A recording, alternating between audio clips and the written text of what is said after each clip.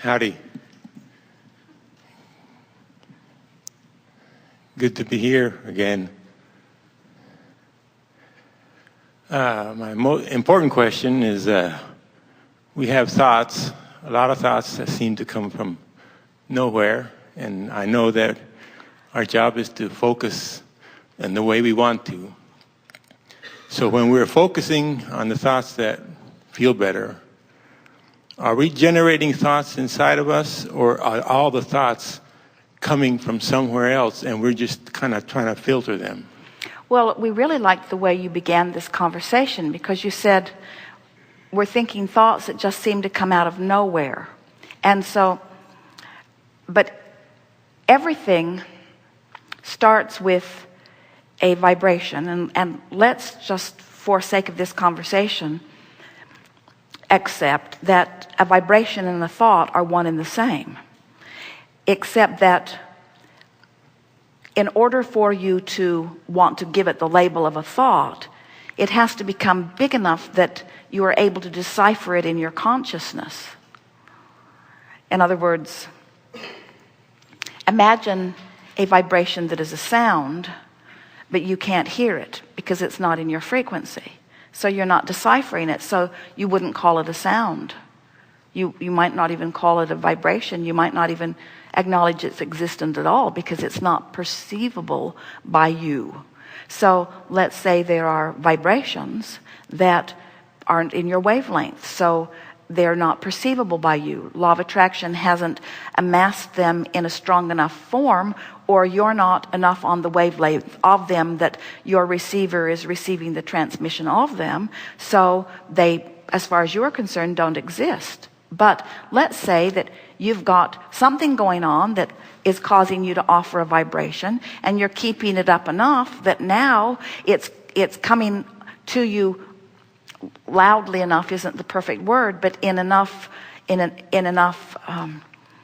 robustness that now you are perceiving it.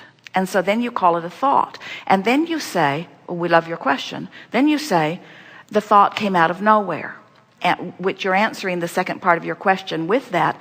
The thought didn't come out of nowhere. It came from an earlier vibration and an earlier vibration and an earlier vibration. So you following this?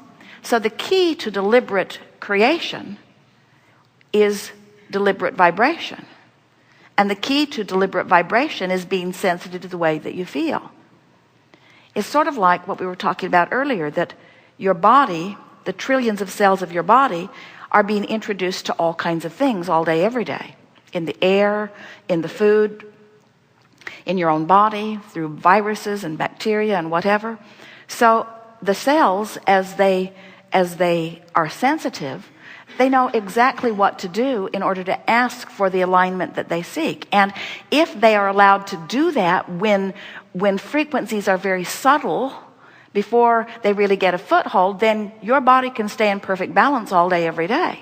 But if you're in an ornery mood, or if you're worried about issues or whatever, so you're blocking your cell's ability to communicate with your cell's non-physical counterpart. Do you know that all consciousness has a non-physical counterpart? All consciousness has a vortex.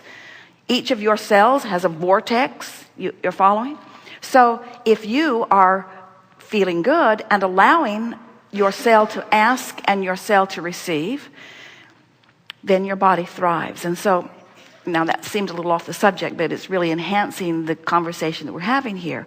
So if you care about how you feel, then you'll be sensitive to vibration, even though you may not be sensitive to thought.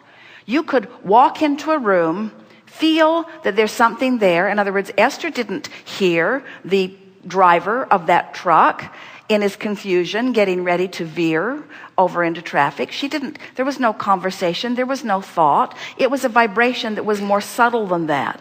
But because Esther was tuned to the open road, to her joyful life, to her vortex, when something was about to happen that was not a vibrational match to what's in her vortex, she felt the subtle differences of it. It wasn't a thought, it was a vibration that she felt.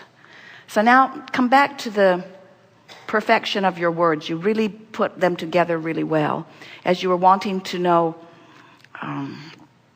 about the evolution of the thought? Where were you going with that? When I'm focusing and choosing my thoughts and thinking, am I creating thoughts from within, or am I just well, we have focusing to say, on we the have to thoughts say, that so your come? question is, am I creating them, or am I just setting a tone that causes the attraction of thoughts that already exist? And we say, both are happening, but if you, through the uniqueness of your life, and it is, and therefore you, through the uniqueness of a moment, are attracting the uniqueness of a combination of thoughts, aren't you the creator of the new combination? Right. And that's really important to know, because this conversation has never been before, and we've done a lot of talking. A lot. This conversation has never been before. This combination is causing a coalescing of your experiences and our experiences, and your knowing and our knowing, and we are taking thought beyond that which it has been before. Now, is this new thought made up of a lot of thoughts that have been thought before? Of course. Because none of us are going to go back to the beginning of vibration. We're all going to start where we are and add to it.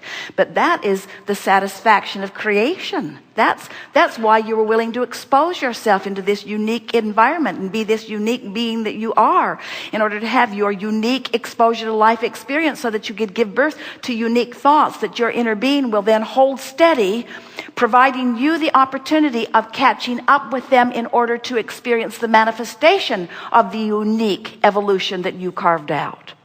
Good, isn't it? Very good.